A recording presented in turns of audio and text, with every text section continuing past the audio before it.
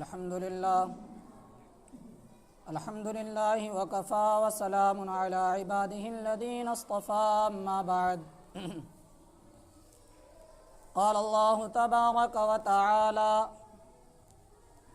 فأعوذ بالله من الشيطان الرجيم بسم الله الرحمن الرحيم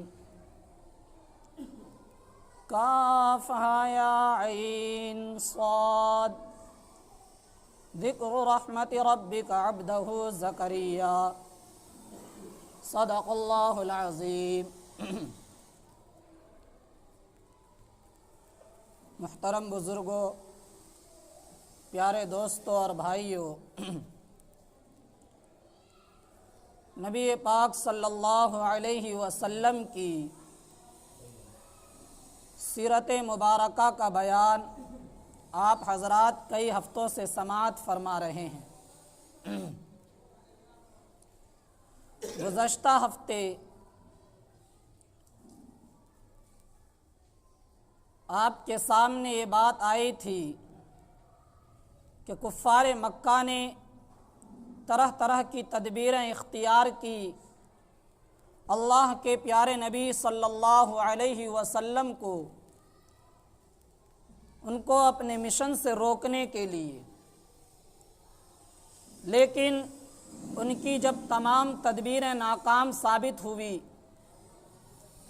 انہیں اپنے کسی بھی تدبیر میں کامیابی نہیں ملی، تو اب انہوں نے مسلمانوں کو، حضرات صحابہ کرام کو بطور خاص وہ صحابہ جو دوسرے جگہوں سے ہجرت کر کے مکہ آ کر رہنے لگے تھے، جیسے حضرت بلال حبشی رضی اللہ تعالی عنہ، حضرت عمار بن یاسر رضی اللہ تعالی عنہ، اور اسی طرح حضرت صہیب رومی رضی اللہ تعالی عنہ، یہ وہ حضرات صحابہ ہیں جن کا آبائی وطن مکہ نہیں تھا، ان کا خاندان مکے میں نہیں تھا۔ کفار مکہ کے لیے ان کو اذیت اور تکلیف پہنچانا آسان تھا، چنانچہ پہلے نمبر پر بطور خاص ان حضرات صحابہ کو انہوں نے سخت سے سخت تکلیفیں پہنچائی، اذیتیں پہنچائی، اور صرف یہ اس لیے تاکہ حضرات صحابہ نبی پاک صلی اللہ علیہ وسلم کے دین کو چھوڑ دیں۔ لیکن صحابہ کرام تکلیفوں کو برداشت کرتے رہے، اذیتوں کو برداشت کرتے رہے، دکھوں کو برداشت کرتے رہے، اللہ کے نبی علیہ السلام کے لائے ہوئے دین کا انکار نہیں کیا۔ کفار مکہ نے جب یہ دیکھا کہ اتنی اذیتوں اور تکلیفوں کے باوجود یہ محمد کے لائے ہوئے دین کو چھوڑنے کے لیے تیار نہیں ہے، تو اب انہوں نے یہ تہیہ کیا، یہ عزم کیا، یہ ارادہ کیا کہ اب مسلمانوں کو اجتماعی طور پر تکلیف پہنچائی جائے۔ چنانچہ ایک ایک مسلمان کو کئی کئی کفار پکڑتے، اجتماعی طور پر انہیں تکلیف پہنچاتے، مصیبتوں اور پریشانیوں میں ڈالتے۔ اللہ کے نبی علیہ السلام نے جب اپنے صحابہ کی پریشانی کے اس عالم کو دیکھا تو نبی پاک علیہ السلام نے فرمایا تفرقوا فی الارض فإن اللہ سیجمعکم، کہ میرے صحاباؤ زمین میں پھیل جاؤ، مکے کو چھوڑ کر دوسری جگہ چلے جاؤ۔ حضرات صحابہ نے عرض کیا قالوا الی این نذهب یا رسول اللہ، اے اللہ کے رسول ہم مکہ چھوڑ کر کہاں جائیں؟ قال الی ہنا واشار بیدہ الی ارض الحبشہ، نبی پاک علیہ السلام نے فرمایا کہ وہاں چلے جاؤ۔ صحابہ نے پوچھا وہاں کہاں چلے جائیں؟ اللہ کے نبی نے فرمایا ملک حبشہ چلے جاؤ، وہاں کا بادشاہ اہل کتاب ہے، عیسائی ہے، اس کی حکمرانی میں کوئی کسی پر ظلم نہیں کر سکتا۔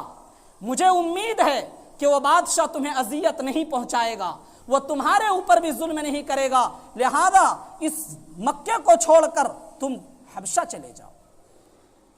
نبی پاک صلی اللہ علیہ وسلم کی طرف سے اجازت ملنی تھی۔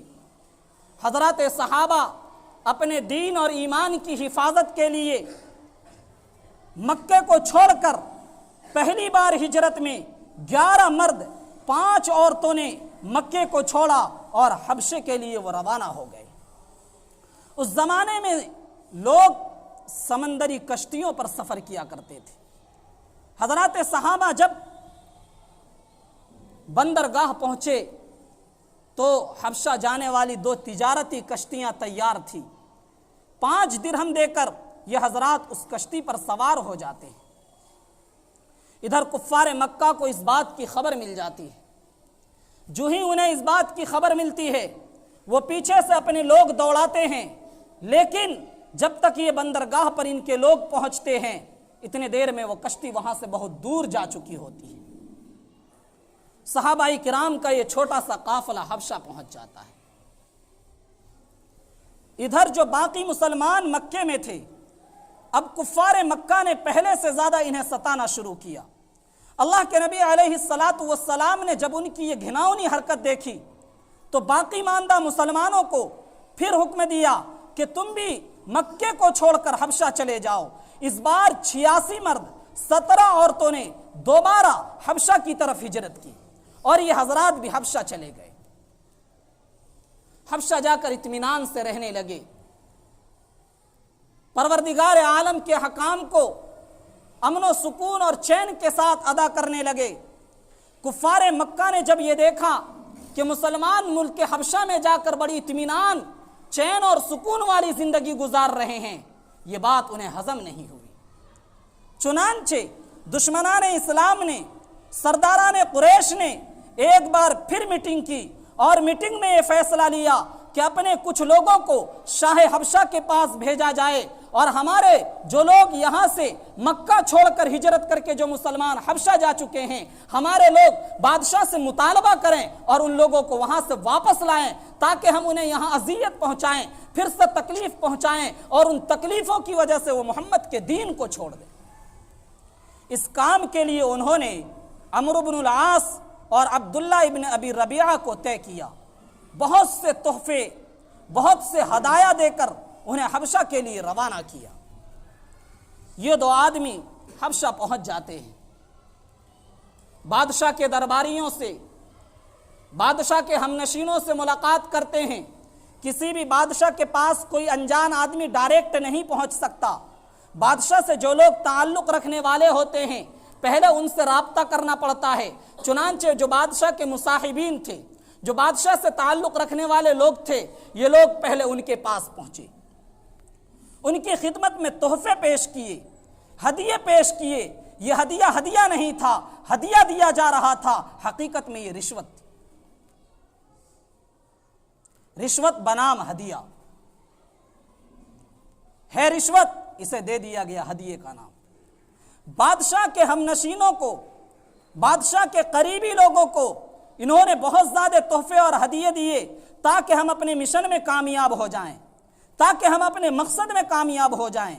چنانچہ بادشاہ کے لوگوں سے ملنے کے بعد، ان کی خدمت میں ہدیہ پیش کرنے کے بعد ان لوگوں نے اپنا مطالبہ پیش کیا، اپنا مقصد ان کے سامنے رکھا، کہنے لگے کہ ہمارے یہاں کے کچھ نادان لوگ، کچھ احمق لوگ اپنا آبائی دین چھوڑ کر تمہارے یہاں، تمہارے وطن میں، تمہارے ملک میں آ کر پناہ لیے ہوئے ہیں اور انہوں نے اپنا آبائی دین چھوڑ دیا ہے۔ اتفاق کی بات یہ ہے، دلچسپی کی بات یہ ہے کہ انہوں نے تمہارا دھرم یعنی عیسائیت کو بھی قبول نہیں کیا۔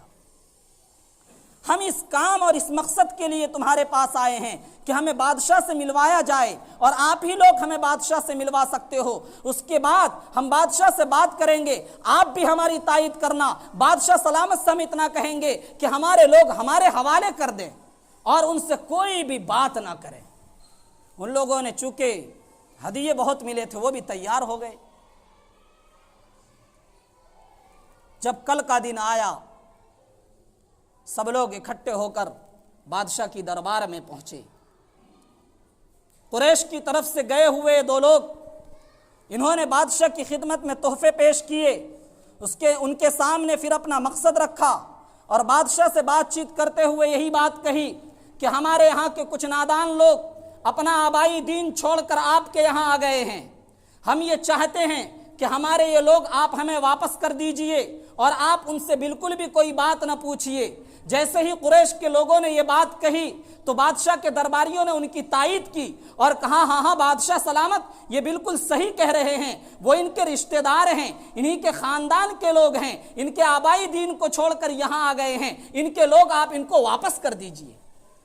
बादशाह को अपने दरबारियों की तायीद को सुनने के बाद गुस्सा आ गया, कहा कि ये तुम क्या बात कर रहे हो, एक इंसान अपने आबाई दीन को छोड़ देता है, चलो ये एक गलती है, लेकिन इसके बाद का जो वाकया है कि उन्होंने अपना घर छोड़ दिया, अपना वतन छोड़ दिया, अपने बीवी बच्चों को छोड़ दिया, अपने सारे सरमाए को छोड़ दिया और हमारे वतन में आकर उन्होंने पनाह ली है, इसके पीछे जरूर कोई बड़ी वजह है। यह मुतालबा कि हम उनसे कोई भी बात ना करें, हम उनसे कुछ भी ना पूछें और उन लोगों को इनके हवाले कर दें, यह कैसी बात है, यह अकल में आने वाली बात है। बादशाह ने कहा उन लोगों को हमारे दरबार में हाजिर किया जाए, हम उनसे बात करेंगे, हम उनसे पूछेंगे कि आखिर क्या वजह है कि तुमने अपना आबाई दीन छोड़ा, फिर उसके बाद तुमने अपना वतन छोड़ा, अपना मुल्क छोड़ा, अपने रिश्तेदारों को छोड़ा, अपना सरमाया छोड़ा और हमारे मुल्क में आकर रहने लगे, आखिर तो कोई बड़ी वजह होगी, हम उनसे जरूर वजह मालूम करेंगे। बादशाह का आदमी मुसलमानों के पास पहुंचता है। मुसलमानों को जब यह खबर मिलती है कि बादशाह सलामत ने हमें बुलाया है तो आपस में चेमी गोइयां शुरू हो जाती है कि आखिर हम बादशाह के दरबार में जाकर कहेंगे क्या। बादशाह ईसाई है, हम मुसलमान हैं, हमारे अकायद में और उनके अकायद में बड़ा इख्तिलाफ है, उनके अकायद अलग हैं, हमारे अकायद अलग हैं, हम बादशाह को अपना कैसे बनाएंगे। हजरत जाफर रजी अल्लाह ताला अन्हु ने फरमाया कि मेरे मुसलमान भाइयों, इधर उधर की बात करने में कोई फायदा नहीं, हम बादशाह के दरबार में जरूर जाएंगे, हम बादशाह से वही बातें कहेंगे जो बात हमारे नबी ने हमें सिखाई है, हमारे नबी ने जो कुछ हमें बताया हम बादशाह के सामने सही सही उन्हीं बातों को पेश करेंगे और बादशाह को अपना बनाने के लिए हम कोई भी गलत बात नहीं कहेंगे। चुनांचे मुसलमान बादशाह की दरबार में पहुंचते हैं। हजरत सहाबाई किराम जब बादशाह की दरबार में जाते हैं तो बादशाह को सिर्फ सलाम करते हैं, इसके अलावा बादशाह की ताजीम में कोई काम नहीं करते। मुसलमानों के इस अमल से बादशाह के दरबारियों को बड़ी तकलीफ होती है। दरबारियों में से एक दरबारी आगे बढ़ता है, कहता है कि तुमने बादशाह सलामत की वजाहत का, बादशाह सलामत की इज्जत का कोई ख्याल नहीं किया, कोई एहतराम नहीं किया। हमारे बादशाह सलामत का ये रूल है कि जो उनकी दरबार में आता है उनको सजदा ताज़ीमी करता है, तुम लोगों ने कोई सजदा ताज़ीमी नहीं की है, हमारे बादशाह के एजाज़ और एहतराम का कोई ख्याल नहीं रखा। हजरत जाफर रजी अल्लाह ताला अन्हु आगे बढ़ते हैं, कहते हैं बादशाह सलामत और बादशाह के मुकर्रबीनों सुनो, हम मुसलमान हैं, हम सिर्फ अल्लाह को सजदा करते हैं, अल्लाह के अलावा हम किसी को सजदा नहीं करते। अल्लाह ताला ने हमारे दरमियान एक पैगंबर को भेजा है, उस पैगंबर ने, अल्लाह के उस नबी ने हमें यह खबर दी है, हमें बताया है कि सजदा सिर्फ अल्लाह की जात को किया जा सकता है, अल्लाह के अलावा कोई जात सजदे की मुस्तहिक नहीं है, किसी जात को सजदा करना अल्लाह के अलावा जायज नहीं। ओ लोगों और सुनो, अल्लाह ताला के बाद हमारी नजर में अगर किसी का मकाम है, हमारी निगाह में अगर किसी का मकाम मर्तबा है तो वो हमारे प्यारे नबी सल्लल्लाहु अलैहि वसल्लम है। बादशाह सलामत जब हम अपने नबी के दरबार में हाजिर होते हैं तो हम अपने नबी को भी सजदा नहीं करते। आप तो मकाम में, मर्तबे में हमारे नबी से छोटे हैं, हम आपको कैसे सजदा कर सकते हैं। और फिर हजरत जाफर रजी अल्लाह ताला अन्हु ने एक बात कही कि अल्लाह के उसी पैगंबर ने हमें यह खबर दी है कि अहले जन्नत जब जन्नत में जाएंगे तो वह आपस में एक दूसरे को सलाम करेंगे, वहां भी कोई किसी को सजदा नहीं करेगा।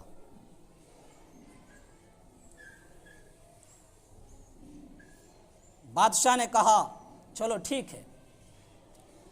दूसरा सवाल किया कि वह कौन सा दीन है जो हमारे भी मजहब यानी ईसाइयत के और बुत परस्ती के अलावा एक नया दीन है जिसे तुमने कबूल कर लिया है, उसके बारे में बताओ। हजरत जाफर रजी अल्लाह ताला अन्हु ने एक तफसीली तकरीर की, फरमाया अय्युहल मलिक बादशाह सलामत, हम जाहिल थे, हम नादान थे, हम बुत परस्ती में लगे हुए थे, हम मुर्दार खाया करते थे, हम जिनाकारी में बदकारी में मुब्तला थे, हम शराब नोशी करते थे, हम एक दूसरे का हक मार लिया करते थे, हम डाका डाला करते थे, हम चोरी किया करते थे, हम में का ताकतवर कमजोरों पर तरह तरह का जुल्म किया करता था, हमारे अंदर बेशुमार बेहयाइयां पाई जाती थी, तरह तरह की बुराइयां पाई जाती थी। अल्लाह ताला ने हम पर फजल किया, अल्लाह ताला ने हम पर मेहरबानी की और हम में से ही एक इंसान को हमारे दरमियान अल्लाह ने पैगंबर बनाकर भेजा है। और अल्लाह के उस पैगंबर ने हमारे दरमियान आने के बाद हमें ये तालीम दी, हमें ये बतलाया कि हम एक अल्लाह की इबादत करें, हम एक अल्लाह के सामने सजदा करें, हम बुराई से रुकें, हम बेहयाई से रुकें, हम जिना को छोड़ दें, हम बुत परस्ती को छोड़ दें, हम शिरक को छोड़ दें। बादशाह सलामत, हमारा जुर्म बस इतना है कि हमने बुराइयां छोड़ दी हैं, हमने बुतों को सजदा करना छोड़ दिया है, हमने जिनाकारी छोड़ दी है, हमने शराब व कबाब को छोड़ दिया है, हम नेक बन गए हैं, हम सिला रहमी करने लगे हैं, हम एक दूसरे का ख्याल करने लगे हैं, हम छोटे और बुजुर्गों का ख्याल करने लगे हैं। हमारी कौम को हमारी अच्छाइयां अच्छी नहीं लगती, हमारी कौम ये चाहती है कि हम फिर उन्हीं बुराई के रास्ते पर आ जाएं जिस रास्ते पर हम थे। इसीलिए हम चूंकि अच्छाई को अच्छा कहने लगे और बुराई को बुरा कहने लगे हैं, इसलिए हमारी कौम हमारी दुश्मन हो गई है और हमें उन्होंने इतनी अजियत दी, इतनी तकलीफ दी कि हमें ही हमारे लिए हमारे वतन की मिट्टी तंग नजर आने लगी। हम अपने दीन और ईमान की हिफाजत के लिए अपने लोगों की अजियतों से तंग आकर हम आपके मुल्क में इस उम्मीद पर आए हैं कि यहां हम पर जुल्म नहीं किया जाएगा, यहां हमें मजहबी आजादी मिलेगी। बादशाह ने कहा, क्या तुम्हारे पैगंबर पर कोई कलाम भी उतरा है? हजरत जाफर रजी अल्लाह ताला अन्हु ने फरमाया, हां। कहा कि उसमें से कुछ याद है? हजरत जाफर रजी अल्लाह ताला अन्हु ने सूरह मरियम की तिलावत शुरू की, पढ़ते रहे।